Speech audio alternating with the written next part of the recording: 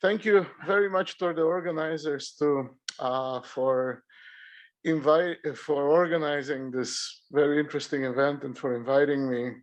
Especially this is something to talk to you about, something which is somewhat of a hobby of mine, not the main research interest, and also something that is sort of less complete than I wish it to be. But it's something that I have very firm ideas on, and I sort of believe to be right. I'm going to briefly discuss what I think is sort of the original interesting paper about quantum gravity from the 30s, and which poses some very good questions which have not been satisfactorily answered up until now.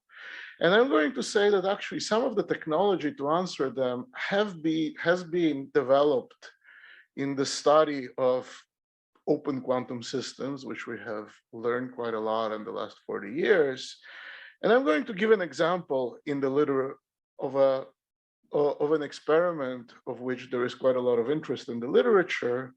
And then I'm going to give some speculations of how this all can be sort of generalized to a quantum field theory to get a not quantum gravity, but an effective theory of quantum gravity, an effective theory language.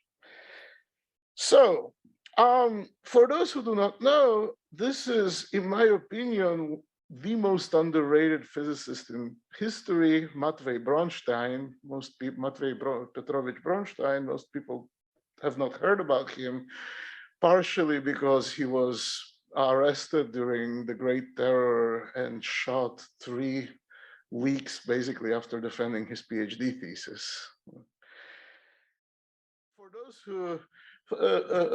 those who do not know, there is this for those who never heard of him, I recommend his scientific biography, which also has a good summary of his papers by Gennady Gorelik. So he was given a very simple PhD project. He was originally a condensed matter physicist. He was given a very simple PhD project when he was bored with semiconductor physics, quantized gravity. I mean, Heisenberg and Pauli constructed quantized electromagnetism. Gravity will be easy. He started discussing these things with, among others, Landau's group. And of course, Landau said, this is all nonsense. Quantum fields is a stupid idea. How can something fluctuating be defined at every point? I mean, this was sort of Landau's very strong opinion for a long time. Frankel also said that, yeah, gravity is macroscopic because energy momentum are pseudo tensors. So Bronstein seriously thought about this, and he was like, well, yeah. The reason Landau is partly correct in that because fields are defined at every point, you cannot localize your observables, and detectors will always wiggle because of fluctuations of quantum fields. But that's okay, because this wiggling can be done arbitrarily low. It can be arbitrarily low, and when it's arbitrarily low, you will recover the canonical commutation relations. And this arbitrary low thing means that essentially means that binding energy of the detector with the field has to be much smaller than the detector mass, which for electromagnetism is easy. You just build a heavy detector and which interacts weakly with the system. This is similar to Bohr-Rosenfeld's compensator charges, but it's a little bit different because you're specifically talking about the back reaction of the detector with the field. How do I remove this little screen? Maybe you point somewhere. Where on the screen? No. Oh. Like this?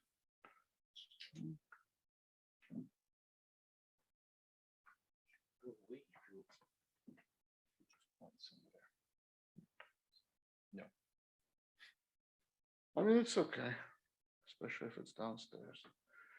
Yeah. And here you see the problem. The way that electromagnetism is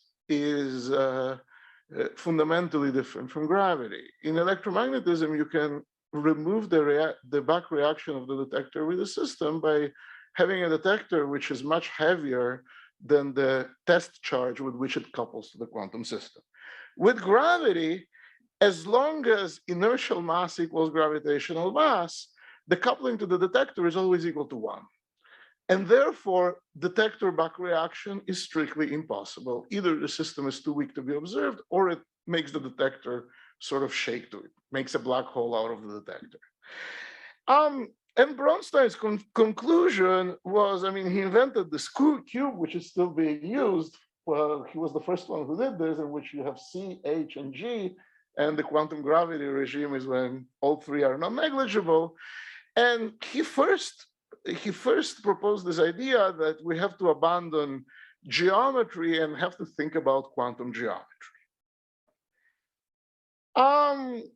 It's a remarkable paper because it posed the questions which up until now, pretty much every single approach to quantum gravity has struggled with and developed on these ideas, but never really went beyond them. But one thing is, I mean, he has this conclusion about abandoning geometry, but this is the conclusion, this is sort of the speculations you write in the conclusion after the calculation, not the calculation itself. Because his calculation doesn't really say anything about geometry. He uses Christoffel symbols, but that's, you know. His calculation doesn't say anything about geometry. It says the statement is, the detector and the system are always entangled in a way that is not part of the observable. What exactly does this mean? What we usually teach undergraduates in quantum mechanics, you know, the Schrodinger equation, Hermitian operators, and so on and so forth, is all true, but is all, of course, true, but in a sense, it's a limit.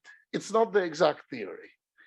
It's a limit in which the detector is fully classical and the system is fully quantum, which basically means that the detector is big and heavy. It couples to the system only via the observed quantum number, and the energy of the coupling is, in natural units, negligible with respect to the detector mass. Exactly what Bronstein was saying. It works in every experiment that our experimentalist colleagues do, except it kind of doesn't work in gravity. This is the issue, that the detector and the system are not really coupled. Okay, I mean, what do we learn from this? Well, nowadays, potentially quite a lot. Because recently, tabletop experiments have been proposed, not just experiments, but tabletop experiments, which claim that they can observe quantum features of gravity directly. And the basic idea is that the claim is that nowadays, we know how to handle nanoparticles and measure nanoparticles with enough precision that we can detect phase differences which are of the order of the nanoparticles' mutual interaction.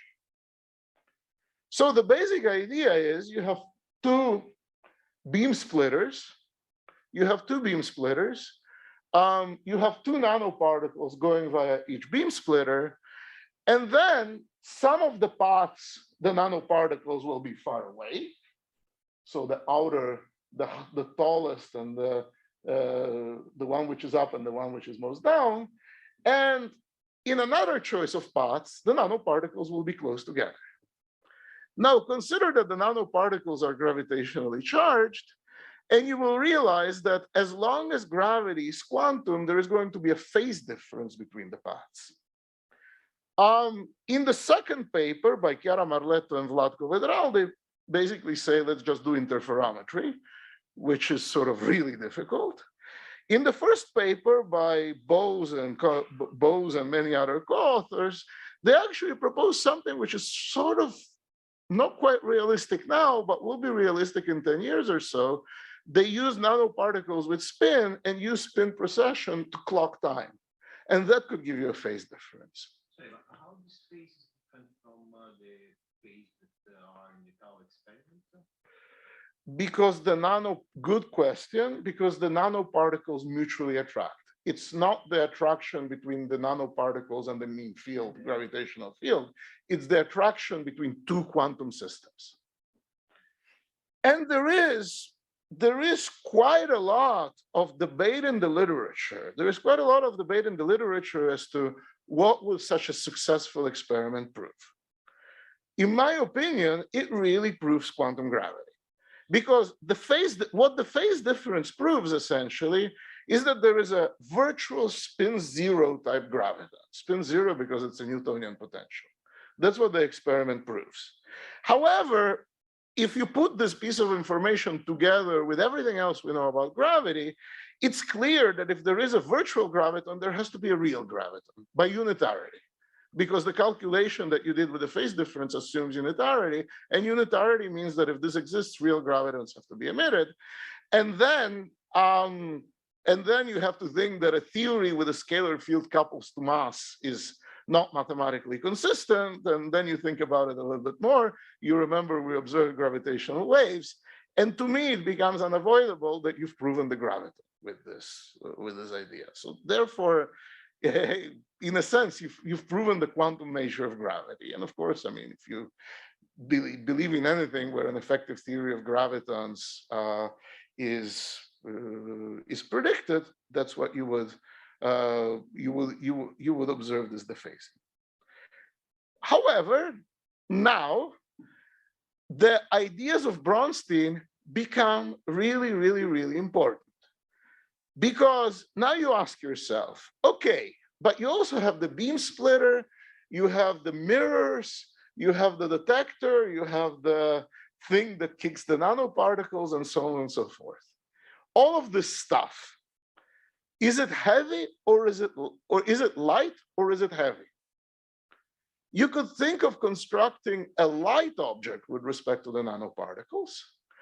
But some of these objects you can also construct from nanoelectronics. But then momentum conservation, these things will recoil. And if these things recoil, they're not really measured, they're changing the eigenstate of the nanoparticles. Okay, I make them heavy, they won't recoil.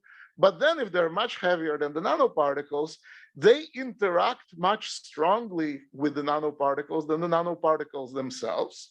And then you are close to the cow experiment indeed, because it's not two quantum sources, it's two quantum sources and parametrically bigger classical sources. So you really have to consider in this case the back reaction of the detector, either inertial or gravitational. The thing is that Bronstein didn't really know how to handle this beyond basically calculating these Heisenberg type uncertainties and inserting back reaction into this. However, in this area, we've made quite a lot of progress. For instance, as I really like the Weinberg course on quantum mechanics because he says several things that I strongly believe that are usually not emphasized. I mean, you cannot calculate the wave function with back reaction, but you can certainly calculate the density matrix. And if you can calculate the density matrix, the fact that the detectors are a little bit quantum and because they interact with a quantum system, in principle, it's not a problem. It's a difficult calculation, but we know how to do it. What we do is we also treat the detector as a quantum object. We construct a density matrix with the system and the rest, which in this case is the detector components. And then we calculate our preferred observable and an expectation value by tracing over the things we cannot see. I mean, this is something that on which reams of papers have been written in condensed matter and mesoscopic physics and so on and so forth. And we're kind of good at this. There are many ways to do this, but sort of my intuitively clear one, because it can be related to this effective theory language easily, is functional integrals. One of the things that are, again, sort of, it's really nice, I wish it was emphasized more in books, is that there are many equivalent quantum pictures of quantum mechanics. So calculationally, you should get everything in one picture from everything in another. And indeed, you can get the density matrix from the partition function. The density matrix provided, and in quantum field theory, this becomes, provided you have a set of basis states, which in quantum mechanics is always possible. In quantum field theory, you have to understand the asymptotics of your field, but in principle, you can do it. Because this way, the density matrix is nothing else but the functional differential of the partition function from all the possible sources that you're using. And once you realize this, you also realize that this separation between the detector and the system, which Bronstein was worried about, you can include it in an effective Lagrangian, because in this picture, the detector is a source. It's a source and a sink. And the whole point is that the traditional quantum mechanics sort of system where the detector and the system don't interact with each other is that equation at the bottom. It's that equation at the bottom. I'm a bit afraid of pressing the button, where the effective Lagrangian factorizes, into the detector term and the system term, and the detector has much more action than the system. So the fluctuations in the functional integral of the system do not impact the detector. This is exactly the same language as used in like arguing as to why the linear sigma model is QCD, because there is two length scales and you're expanding and one being much smaller than the other. Here, there are two scales and you're expanding in much smaller than the other, and you will have an infinite series, but you're only interested in the first few terms if you've done your expansion right. So this is a bunch of symbols on a piece of paper. What does this have to do with nanoparticles and interferometry? Now it kind of becomes technically difficult, because putting in an interferometer with functional integrals in this kind of problem is non-trivial. In usual problems, you kind of construct your states as the particle goes on the left arm, the particle goes on the right arm. I mean, the beam splitter kind of collapses eigenstates. But for gravity, this is not going to work, because you need to understand recoil. You need to understand recoil, and you need to understand gravitational radiation. So you really need momentum basis states. And momentum basis states together with interferometry type thingies is difficult, because how do you have to model the walls, you have to model the interaction of particles with the wall, et cetera, et cetera, et cetera. So I can't model an interferometer this way, but I can model a spherical cow of an interferometer, of something which is similar enough to interferometer, which is simple. Which is basically, you eliminate the walls, you have the beam splitter and the mirrors as masses sitting in the middle of nowhere. And then, of course, particles can go in any direction, but you can use tracing over to only trace over cones, around these particles. And therefore, you only keep the directions in which the particles move approximately in a trajectory of an interferometer. So this is not how experimentalists do experiments, but this is something that we can actually calculate, and hopefully it's similar enough in its main features to what experimentalists do. And now it's sort of complicated, but it's cooking. What is the Lagrangian here? Well, we need gravity, but we don't actually need general relativity, because we're in the Newtonian limit.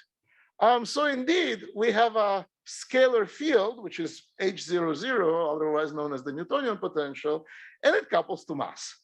H00 couples to mass of everything. Doesn't couple to mass, it couples to mass density. But then what mass densities do we have in the system? We have the two nanoparticles, which I call small m. And then we have the detector components, the beam splitters and the mirrors, which I call large m. So we have a Lagrangian of a free field, and we have a Lagrangian with nanoparticles, and with nanoparticles which are light, and detector components which are heavy, or the other way around, because we want to explore the full range of how everything depends on the nanoparticle masses and on the detector masses. Then, of course, we have the kinetic energy of both nanoparticles and detector components. Then we have the kinetic energy of both nanoparticles and detector components. We have the interaction between nanoparticle and detector components, which we put as delta functions because we can, which we put as delta functions.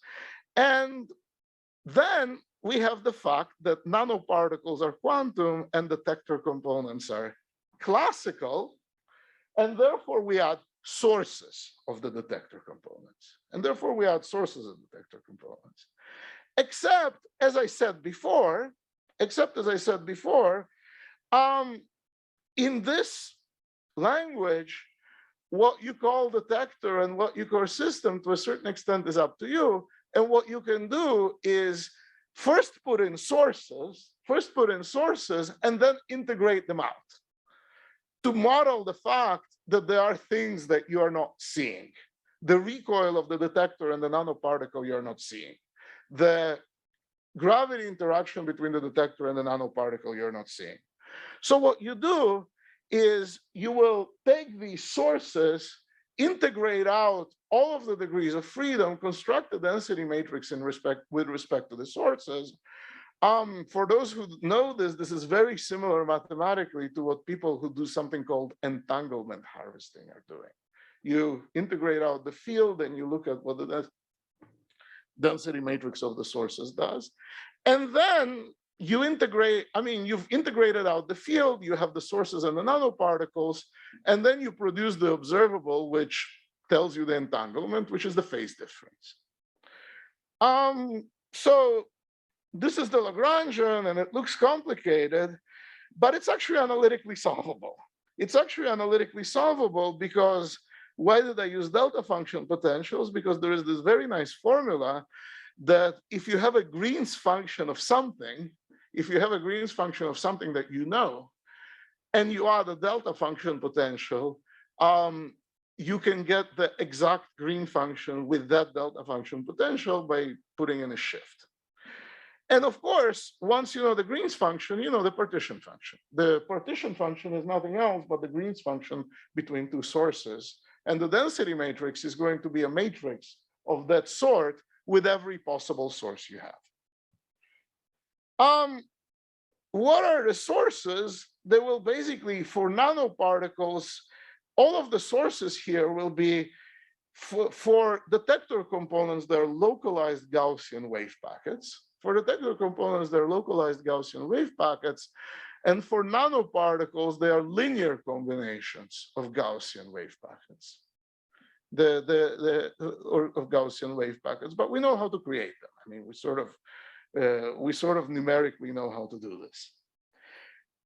And then we have to do a somewhat complicated, messy, but possible tracing over between essentially you select with these Gaussian wave packets, you select trajectories that follow the paths around the interferometer, and then you trace over these trajectories, and then you basically calculate and then you trace over every possible trajectory of the nanoparticles. The full expression looks something like that. It's complicated, but as I said, in principle, it's sort of closed form. In principle, it's closed form if you know how to use Gaussian functional integrals.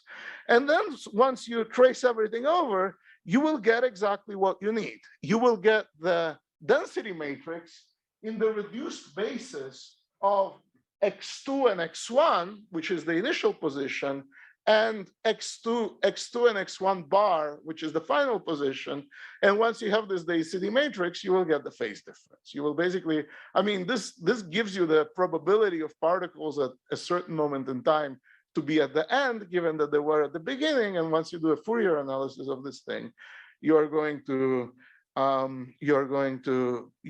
get the interference pattern together with all of the back reaction of the detector with respect to the system, and also together with the gravitational interaction of the back reaction with respect to the system. I'm absolutely sure that this is possible to do, but up until now, I haven't done this because this is a messy calculation. So at the moment, I do not. I would really like to finish this and get a quantitative result. The experimentalists tell me that these things are not going to be possible for 15 years, so we have some time. But this is a sort of messy calculation. But I can already tell you one thing just from looking at this. The effective theory of classical system and of quantum system and classical detector, that expansion will always fail, because effectively here the Planck's constant, effectively here the fluctuations are going to have 1 over m and 1 over m, 1 over big M and 1 over little m factors. And if you calculate this, there is going to be one fluctuating part which will go as 1 m over little m over big M, which is of course the decoherence because of the inertial, because of the detector recoil, because of conservation of momentum. And there is going to be a part which will be exactly the reverse, big M divided by little m, which is the decoherence because of the gravitational attraction. So either one ratio is small and the inverse is big, or one ratio is big and the inverse is small. And there will always be a part which will strongly entangle the detector and the system, and therefore the decoherence will always be of the same order of what you will observe. I mean, sort of my very hand-waving prediction is that you're not going to observe the phase difference at all, because you will lose that information in either the inertial decoherence or the gravitational decoherence.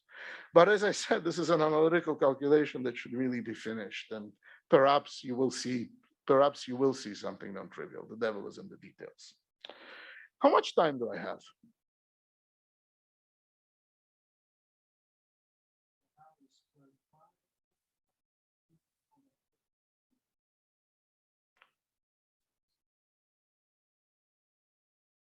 Oh, okay, thanks. Yeah, so this sort of concludes the, okay, 10 minutes, perfect. This concludes the sort of experimental, this concludes the experimental part. I'm going to, I mean, I have 10 minutes and hopefully I'll finish even a bit earlier. But I would like to tell you some sort of speculations about essentially how to generalize all this to quantum field theory, with the question of to what extent an effective theory of, to what extent can these lessons and sort of Bronstein's original question be answered in the language not of quantum mechanics, but of effective theory of quantum mechanics. And here, I mean, again, let's go back to Weinberg, because Weinberg really knew his stuff. And his quantum field theory book, which is a masterpiece, but you really have to digest it. The main point, which sort of summarizes most of this book in a few paragraphs, is the fact that Lorentz symmetry, actually Srednitsky's book discusses this very well. Combining relativity with quantum mechanics is sort of very difficult because of the fact that position is a unitary operator and time is an anti-unitary operator. And now you put in the Lorentz group and you mix position and time. So how is this possible? I mean, and one way, sort of, and I think it's the only way that we know of dealing with this, is that neither space nor time are operators. Space and time are labels. Fields defined of space and time are operators. And then you just have to check that the correlator between fields transform covariantly. And that's possible, and this is sort of what the CPT theorem is all about. But the whole point is that once you put in antiparticles and all that, I mean, there is a sort of correlator way, field theory language to express essentially what Francesco was talking about in the last talk. And quantum field theory fully and rigorously combines quantum mechanics and special relativity. There are some prizes. The first one is that states, I mean, a mathematician will tell you that a quantum state on an infinitely dimensional Hilbert space is nonsense. I mean, it's sort of too vague to be defined. However, correlators defined on experimentally measurable scales are well defined, are covariant, and you can sort of hide all the mathematical ambiguity in some arbitrarily big scale that you will never observe. And the low scale in which we live, in which we can do experiments, everything transforms according to the right symmetries. I mean, this was actually real, this was, to me, this was the, if you put together sort of the stretch from covariant quantization to Wilsonian renormalization, this is a monumental conceptual success, which really solved a few problems. And by the way, experimentally worked, G-2 works 13 decimal places. And to me, it's at least amusing that most approaches to quantum gravity kind of take a step back because let's quantize geometry. Let's forget about fields, let's quantize geometry. Perhaps they're correct, but it's at least worth asking yourselves, and I've never seen this question asked there. I mean, I have, but this question usually doesn't get asked in the literature. To what extent can quantization be made generally covariant? I mean, quantization in the sense of defining a canonically conjugate operator and sort of transforming Poisson brackets into commutators, forget about it. That's not generally covariant. But is there something that could be, for example, the partition function looks much more generally covariant. And to what can one invent, for example, a partition function where correlators of separated quantities transform in a generally covariant way? And let's remember, I mean, for those who took a general relativity course, the actual part about general relativity, deriving the Einstein equations, is comparatively easy. It usually takes 2 pages of textbook. I mean, look, Bianchi identities, conservation, this tensor sort of works. The difficult part of general relativity is understanding what general covariance is and how it's related to differential geometry. How is the equivalence principle related to differential geometry? So this hard problem, the quantum version of it, we still don't understand. And perhaps there is no problem because this is impossible to do. That's possible, but it's at least worth thinking about it. So what exactly does this mean? I mean, it basically means that strictly to all orders in perturbation theory, the energy momentum tensor defined by the metric is equivalent to the graviton vertex function in that metric. In linearized spin-2 effective theory, Donoghue and collaborators have done a heroic work to do this to a few loops, and it basically doesn't work. It basically doesn't work. These two guys are only equal at tree level. But to what extent can you correct this? And is there a way to sort of correct quantization in a way that this can be assumed to be exact? Well, we have some experience in at least one background, the Rindler background, but any curved space which is sort of regular enough can be decomposed into Rindler patches. So that's already progress. There is this very nice series of papers by George Matsas and collaborators, which basically says that at least for the Unruh effect, you do have general covariance, because what the inertial observer, you have the inertial observer who sees a Minkowski frame, you have the co-moving observer that sees the Rindler frame, and what the inertial observer sees is an accelerating charge interacting with sort of quantum fluctuations. You could be fancier and sort of add a field, but that's add a classical field. Acceleration is a classical concept. The co-moving observer sees interactions with a thermal bath. However, the matrix elements, so the correlators and the matrix elements, you can actually check and they're equal to each other. They're interpreted differently, but the actual experimental measurements are equal. This can be decomposed into an effective theory with length scales where basically the Rindler patch is big. It's the size of the Rindler patch is the infrared scale. The acceleration is the intermediate scale, and the mass of the detector is the soft scale. And the mass of the detector is a soft scale. And this provides exactly the sort of scale separation that potentially can be used to write an effective theory, which is generally covariant, built around general covariance. The only caveat is that this effective theory is non-unitary. It's explicitly non-unitary because at least because what you are doing is you have a semi-classical approximation in the inertial frame, and you have a thermal bath in the comoving frame, and neither of those generally preserve unitarity in a quantum field theory. But once you abandon unitarity,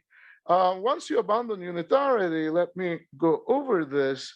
You have a recipe to build something like this, and it's sort of a relativistic generalization of what I was saying before.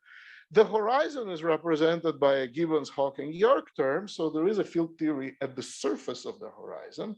There is a field theory at the bulk. You have sources, and you use these sources to keep time, and then you expand these around the length scales that I was talking about. And then you expand this. Instead of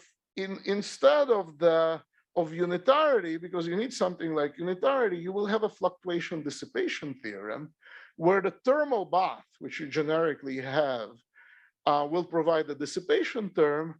Local back reaction between the bulk and the detector will be fluctuating, but the two are related if you calculate them from the partition function.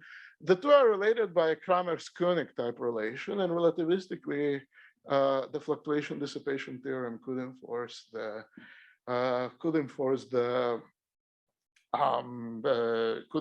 general covariance of observables.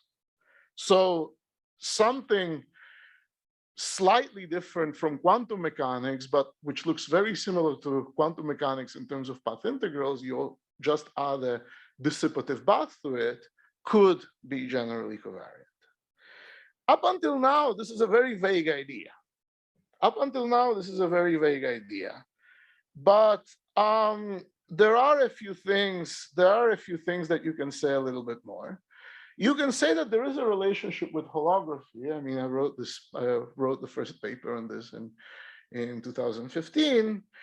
There is a very good news. There are some terms which are forbidden, and one of the terms which is forbidden is the theta term in QCD. If theta term in QCD is non-zero, then this is not going to work, because in the infrared, the interference between winding numbers doesn't commute with the fact that you are tracing out the Rindler patch. Some of the winding numbers could be in the Rindler patch or not, and this basically means that the effective theory of an accelerating observer at a given theta will only be equal to the finite temperature observer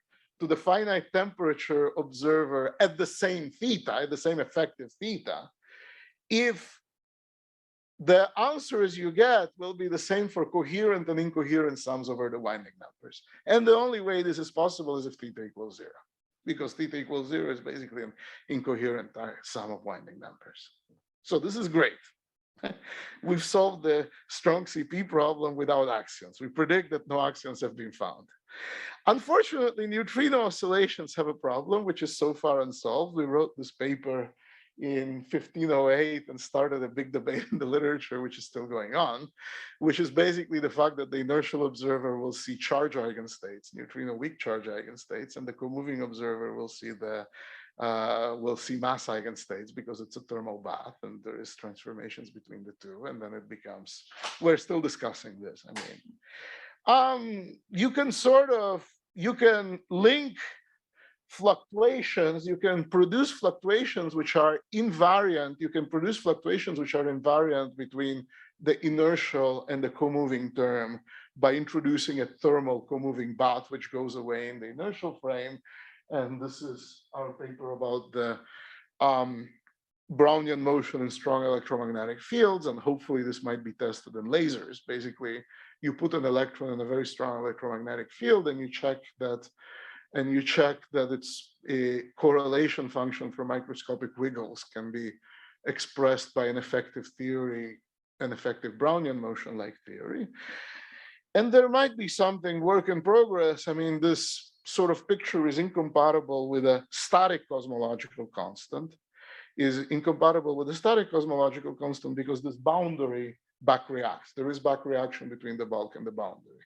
This has been known for a very long time. I mean, Polyakov, this is another debate in the literature because there are groups which say that the Sitter space is stable and groups which say that it's not. And the difference is down to the contour they use.